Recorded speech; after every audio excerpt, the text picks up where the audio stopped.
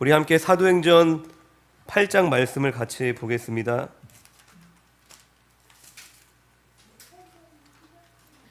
사도행전 8장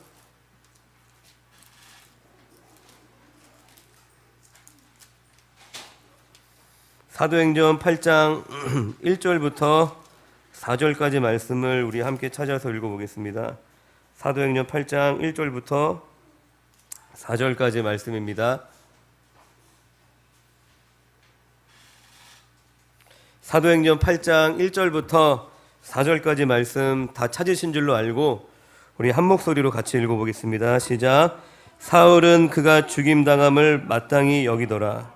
그날에 예루살렘에 있는 교회에 큰 박해가 있어 사도 외에는 다 유대와 사마리아 모든 땅으로 흩어지니라.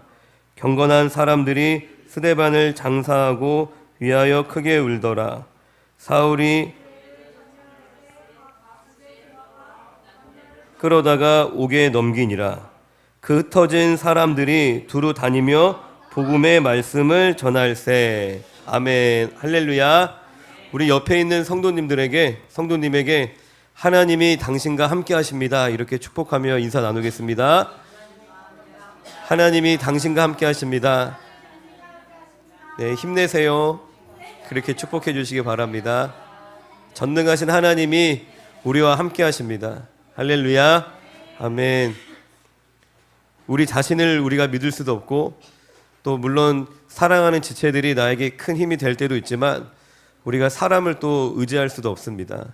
우리가 믿는 분은 오직 하나님, 전능하신 하나님이 우리의 삶을 지키시고 인도하시는 줄로 믿습니다. 앞에 보세요. 앞에 봐.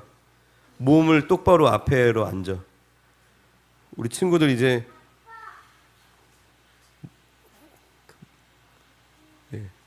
어쨌든 몸은 떨어져 있는데 마음으로 서로 다 연결이 되어 있어갖고 살짝씩 이렇게 서로를 향해 이렇게 몸이 다 돌아가 있더라고.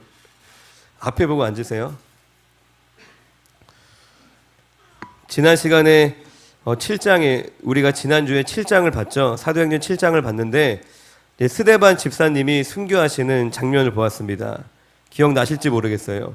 스데반 집사님이 설교를 하실 때에 이제 유대인들을 책망하죠. 그 설교를 듣고 분노한 유대인들이 스데반 집사님을 뭐로 쳐서 죽였어요? 돌로 쳐서 죽이는 일이 벌어집니다. 모든 성도가 다 순교하는 것은 아니지만 모든 성도는 날마다 자기를 부인하는 순교자적인 삶을 살아가야 한다라고 말씀을 드렸습니다. 그것이 깨어있는 신앙이요 다시 오실 예수님을 기다리는 재림신앙의 또 핵심인 줄로 믿습니다. 주님이 언제 오신다, 뭐 몇 년 남았다, 뭐 어디로 오신다와 같은 그런 시한부 종말론이나 또 내가 배도하지 않기 위해서 뭘 해야 된다, 뭘 하지 말아야 한다, 이런 율법주의 행위 구원론에 빠지지 말아야 합니다. 항상 깨어 기도하며 내 죄악된 육신의 습관을 죽이고 내 안에 계신 진리의 성령님의 인도하심을 따라 사는 것이 다시 오실 예수님을 기다리는 재림 신앙인 줄로 믿습니다. 은혜로 우리가 구원받았지만 지금까지 우리가 살아왔던 내 삶의 태도와 습관을 고치는 것은 결코 저절로 되지 않습니다. 날마다 내가 죽고 예수님으로 살기 힘써야지만 되는 것입니다. 그러한 삶이 우리가 묵묵히 그러한 삶을 하루하루 살아갈 때에 그러한 삶이 하루하루 쌓여서 우리가 스데반 집사님과 같은 이 죽음을 뛰어넘는 믿음을 가지게 되는 것입니다. 이 사도행전 8장은 이 핍박으로 인해서 흩어진 성도들을 통해 이 복음이 이방 지역까지 전파되는 것을 보게 됩니다. 이 핍박으로 인해 복음이 전파되는 이 모습을 통해서 우리가 배울 수 있는 첫 번째는 한번 따라해 봅시다. 핍박 속에서도 복음은 전파된다. 다시 한번 핍박 속에서도 반드시 하나님은 일하신다. 할렐루야. 우리가 주님을 위해 살고자 할 때 많은 어려움을 겪을 수 있지만 하나님께서는 반드시 자신의 뜻을 이루신다는 것입니다. 주를 위해 살아가는 삶에 어려움이 있을 수는 있지만 절대로 실패는 없는 줄로 믿습니다. 할렐루야. 예를 들어서 우리가 가정을 주님이 주인 되시는 믿음의 가정으로 세워가야 하는데 또 많은 방해가 있을 수 있습니다. 그러나 주님이 반드시 이루실 것을 우리가 믿음으로 인내하며 나아가야 하는 줄로 믿습니다. 그리고 얼마 전에 이제 그 아이들 이제 어제죠. 아이들 낮에 데리고 그 성경 하브루타 뭐 그런 캠프를 갔다 왔는데 그 캠프를 주관하는 그 단체의 대표님이 어느 고등학교 교장 선생님이시더라고요. 그 교장 선생님하고 잠깐 대화를 나눴는데 그 캠프에 이제 자녀들을 데리고 오신 학부모님들이 대부분 그 교장 선생님의 제자들인 거예요. 고등학생 때 제자들이 이제 성인이 돼서 자녀를 낳고 자신들의 자녀를 데리고 또 이제 온 겁니다. 그러니까 고등학생 때 선생님을 통해 복음을 듣고 많은 신앙적인 영향을 받아서 10년, 20년이 지난 후에도 그 사역에 동참하고 또 자녀들을 믿음으로 기르려는 그 모습이 너무 귀하더라고요. 그러니까 교사로서 부르신 그 자리에서 전도사님도 아니고 목사님도 아니고 선교사님도 아니에요. 그냥 교사로서 하나님이 나를 부르신 그 직장 안에서 영혼 구원하고 제자 삼는 일에 헌신을 하신 것입니다. 그래서 그런지 지금은 교장 선생님이 되셨어요. 더 영향력이 있는 자리에서 또 주를 위해 살아가고 계시는 것 같더라고요. 그러니까 그분이 뭐 다른 사람들보다 더 특별해서 그러한 삶을 살아가는 것이 결코 아닙니다. 할렐루야. 그동안에 학교에서 이 하나님 나라 확장을 위해 기도하며 복음을 전하면서 얼마나 많은 어려움이 있으셨겠어요. 많은 장애물들이 있으셨을 것입니다. 그러나 소망을 붙잡고 포기하지 않았기 때문에 결국 하나님이 이루시는 또 놀라운 일들을 보게 되신 줄로 믿습니다. 결과적으로 하나님의 관점으로 보면 우리의 삶은 실수가 없으신 하나님의 뜻과 계획대로 이루어져 가는 것이지만 또한 하나님께서는 순종하는 한 사람을 찾으시고 그 한 사람을 통하여서 일하시는 줄로 믿습니다. 내가 서 있는 그 자리에서 복음의 증인으로 살아갈 사람을 하나님이 찾으시는 것입니다. 각자의 여러 상황들이 있죠. 각자의 여러 어려움들이 있고 그렇지만 그럼에도 불구하고 하나님의 부르심에 우리가 반응을 해야 한다는 것입니다. 이사야서 6장 8절에 내가 또 주의 목소리를 들으니 주께서 이르시되 내가 누구를 보내며 누가 우리를 위하여 갈고 하시니 그때에 내가 이르되 내가 여기 있나이다 나를 보내소서 하였더니 주님이 부르실 때에 주님 내가 여기 있나이다 나를 보내소서라고 대답한 이 이사야 선지자처럼 우리가 하나님의 나라에 어떤 필요한 일을 봤어. 아 이런 일이 필요할 것 같아. 아 이런 역할이 필요할 것 같아 라는 것이 보였을 때에 주님 다른 사람 눈치 보는 게 아니라 군대에서 항상 자주 듣던 말이 뭔지 아세요? 나다 싶으면 튀어나와라. 그게 무슨 말인지 아세요? 다 집합시켜놓고 어디 작업 갈 사람 몇 명 나와 그러면은 막 이렇게 눈치를 봐요. 특히 이등병들은 이제 작업 끌려가면은 고생하니까. 그런데 이제 선임병들 하는 얘기가 눈치 보지 말고 머리 굴리지 말고 생각하지 말고 그냥 나다 싶으면 무조건 튀어나와라. 할렐루야. 그렇게 단순하게 하나님 나라의 필요를 내가 발견했을 때 머리 굴리고 누가 저거 했으면 좋겠다. 다른 사람이 하면 좋겠다가 아니라 주님 내가 여기 있습니다. 라고 반응하는 사랑하는 성도님들이 되시기를 주님의 이름으로 축원드립니다. 그렇게 부르심을 따라 살아가는 인생 중에도 때때로 누군가로부터 상처를 우리가 받을 수도 있고 또한 내 연약함 때문에 내 스스로 넘어질 때도 있고 또한 사방으로 우겨쌈을 당하는 것처럼 답답하고 어려운 상황을 만날 때도 있지만 주님께 헌신된 삶은 절대로 실패가 없는 줄로 믿습니다. 주님께 여러분들의 삶을 맡기시면 주님이 여러분들의 삶을 책임지시는 겁니다. 주님께 여러분들의 삶을 맡기시면 주님께서 놀랍게 이루시는 줄로 믿습니다. 그래서 우리가 항상 확인해야 하는 것은 뭐냐면 내가 지금 무엇을 가지고 있나, 얼마나 갖췄느냐, 내가 뭘 할 수 있느냐, 그것보다 더 중요한 건 뭐냐면 지금 내 삶을 내가 주님께 온전히 맡기고 있느냐, 그것을 우리가 항상 확인해야 되는 것입니다. 내가 능력이 부족해도 전능하신 하나님이 나와 함께 하시면 우리는 할 수 있는 것입니다. 내가 지혜가 부족하도 지혜의 근본이신 그분이 나와 함께 하시면 우리가 지혜로운 삶을 살아갈 수 있는 것입니다. 우리가 주님께 내 삶을 드리겠다고 우리가 예배 가운데 결단하지만 어느 순간 또다시 내가 내 삶의 주인되어 내 생각과 내 뜻대로 살아가기를 반복하는 것이 연약한 저희들의 모습인 것입니다.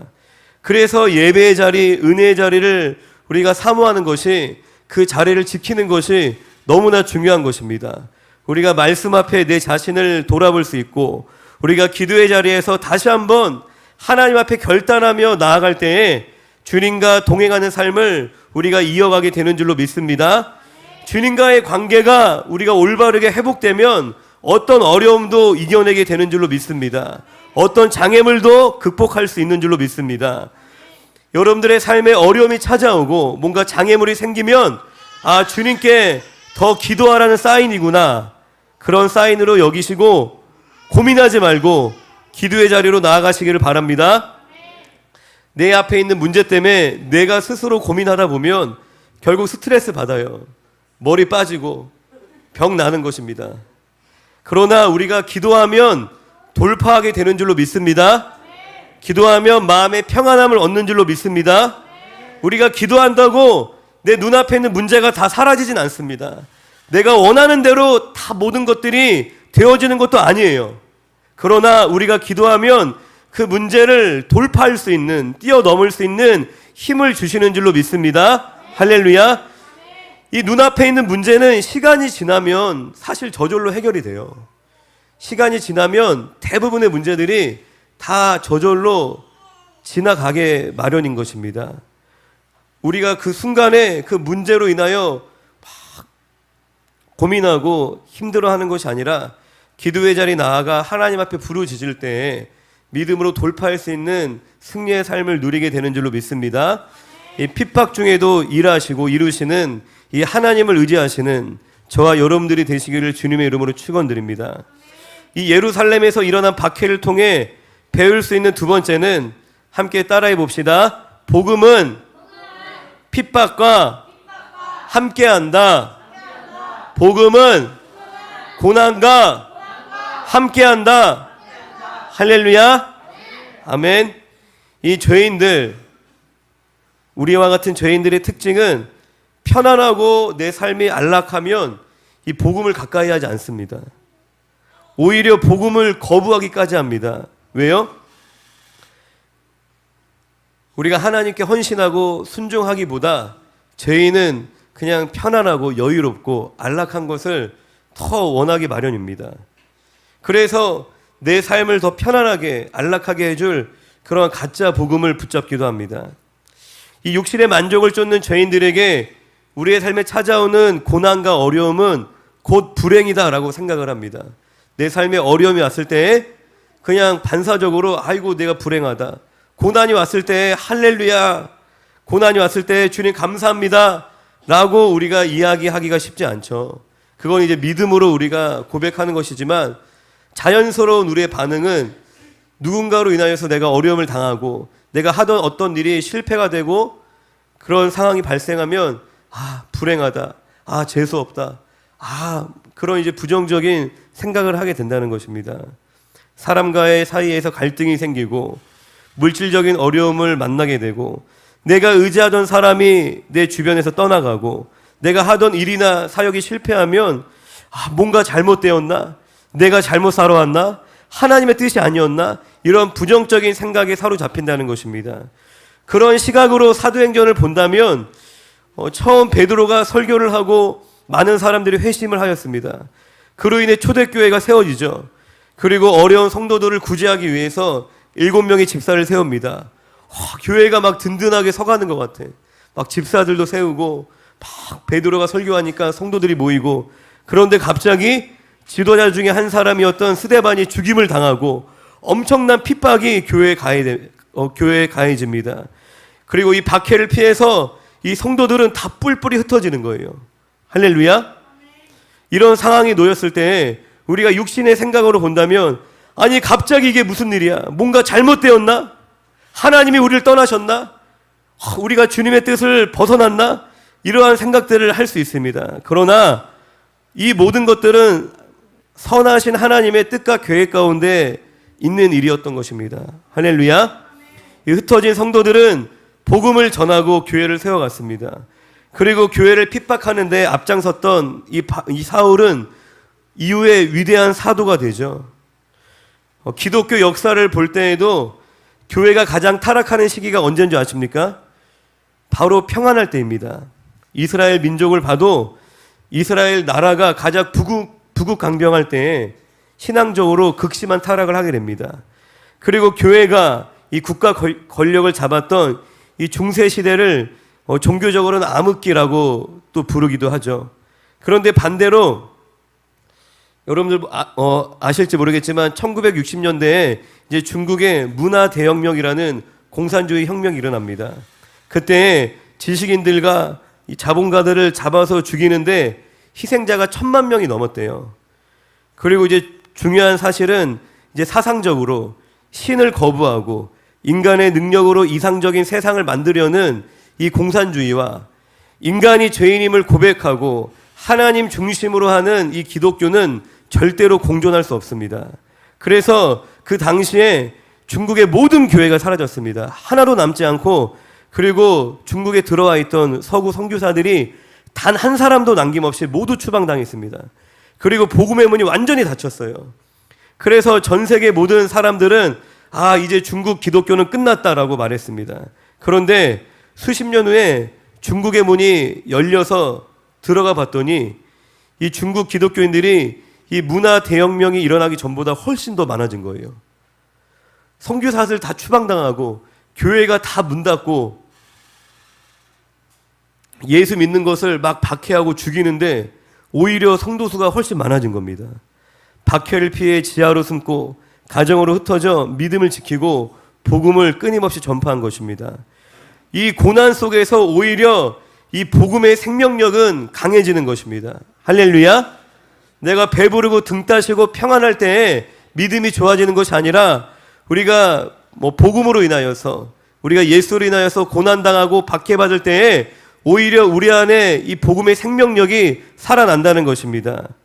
그래서 4절에 그 흩어진 사람들이 두루 다니며 복음의 말씀을 전할세라고 기록되어져 있습니다. 이들이 이러한 극심한 고난 중에 힘있게 복음을 전할 수 있었던 것은 바로 하나님의 사랑 때문입니다. 할렐루야. 이 말씀을 이제 준비하면서 이런 생각이 들더라고요. 저희가 이제 그리스도의 신부잖아요. 할렐루야. 제 아내가 언제 가장 사랑스러워 보일까 그 생각을 이제 해봤는데, 이제 제 아내라고 표현하겠습니다. 사모님이 이쁘게 화장하고 이쁜 옷을 입었을 때도 물론 사랑스럽겠죠. 그리고 이제 막 맛있는 거 먹고 행복하게 웃고 있을 때도 물론 사랑스럽겠지만, 진짜 가장 사랑스러울 때가 언제인지 곰곰이 생각해 보니까 아내가 이제 맡겨진 사명을 감당하기 위해서 막 수고하고 애쓸 때, 그러니까 막 자녀를 돌보고, 그게 사명이잖아요. 자녀를 막 돌보고 집안일 하느라 막 고생할 때, 그리고 사모로서 또 저의 돕는 배필이 사명인 거잖아요. 사모로서 저를 도와서 교회를 섬기다가 막 힘들어할 때, 그때 제 마음속에 아내를 향한 어떤 그 사랑의 감정이 막 뜨겁게 일어나는 것을 경험을 했던 것 같습니다. 미안한 마음이 들기도 하고 고마운 마음이 들기도 하고 뭔가 안쓰러운 마음이 들기도 하고, 아내를 위해 기도해야겠다, 내가 잘 돌봐줘야겠다라는 그런 책임감 같은 여러 가지 복합적인 감정이 마음에서 일어났던 것 같아요. 고린도후서 5장 14절에 이러한 말씀이 있습니다. 그리스도의 사랑이 우리를 강건하시는도다. 할렐루야. 이게 세 번역으로 보니까 이렇게 번역되어 있더라고요. 그리스도의 사랑이 우리를 휘어잡습니다. 할렐루야. 그리스도의 사랑이 우리를 완전히 휘어잡았대요. 완전히 사로잡았다는 것입니다. 할렐루야. 성도가 고난을 견디며 복음의 증인의 사명을 감당하려고 할 때, 고난에도 불구하고 하나님의 말씀에 순종하며 사랑하려 할 때에 하나님의 사랑이 우리를 휘어잡는 줄로 믿습니다. 할렐루야. 그래서 우리가 고난이 왔다고 부정적으로 생각하거나 움츠려들거나 멈추면 안 되는 것입니다. 상황이 안 좋다고 사람들이 도와주지 않는다고, 결과가 안 좋다고 멈추면 안 된다는 것입니다. 고난은 오히려 우리에게 기회인 줄로 믿습니다. 우리가 그 십자가를 통과할 때 우리 안에 그리스도의 사랑이 충만하게 임하는 줄로 믿습니다. 그렇게 우리 안에 그리스도의 사랑이 충만할 때에 우리의 삶을 통하여서 하나님의 역사가 일어나게 되는 것입니다. 그리고 그 사랑이 먼저 나를 회복시키고 또한 나의 삶을 살리시는 줄로 믿습니다. 할렐루야. 말씀을 정리합니다. 예루살렘 교회에 불어닥친 이 박해로 인해서 복음이 더 널리 전파된 것을 우리가 말씀을 통해 보게 됩니다. 그 안에서 두 가지를 우리가 생각해 봤습니다. 첫 번째는 어떤 어려움이 와도 하나님은 하나님의 일을 반드시 이루신다는 겁니다. 할렐루야. 아멘. 그리고 두 번째는 이 복음은 고난과 함께 전파가 된다는 것입니다. 우리가 이 시간에 주신 말씀을 붙잡고 같이 합심해서 기도했으면 좋겠습니다. 여러분들의 삶을 하나님께 드린다면